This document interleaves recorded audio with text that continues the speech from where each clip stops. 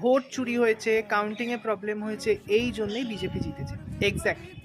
Exactly এই জন্যই BJP জিতেছে। আর এরকম ভোট চুরির অনেক আগে থেকেই দরকার ছিল। আর আপনারাও এক্স্যাক্টলি এটাই করে আসছিলেন এতদিন। খুব ফোসকা পড়ছে, তাই না? খুব ফোসকা পড়ছে যে সেম কাজ অন্য কেউ কী করে ফেললো, সেম ট্রিক্স অন্য কেউ কী করে জিতে গেল। তো নতুন সরকারের উদ্দেশ্যে একটা কথা, 34 বছরের সরকার পাল্টেছে, 15 বছরের সরকার পাল্টেছে, বিশ্বাস করুন আপনাদের হাতে না 34 বছর টাইম আছে আর না 15 বছর। আপনাদের হাতে সময় আছে শুধুমাত্র 5 বছর।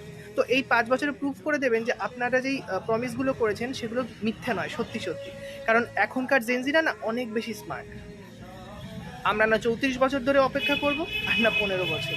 তাই দয়া করে কাজ করুন। আমরা জেনুইনলি খুশি যে সরকার পাল্টেছে, যারা এসছে তাদের জন্য আমরা খুশি। আর দয়া করে আপনারা প্রুফ করে দেবেন যে আমাদের ভোট দেওয়াটা কাজে লাগে না।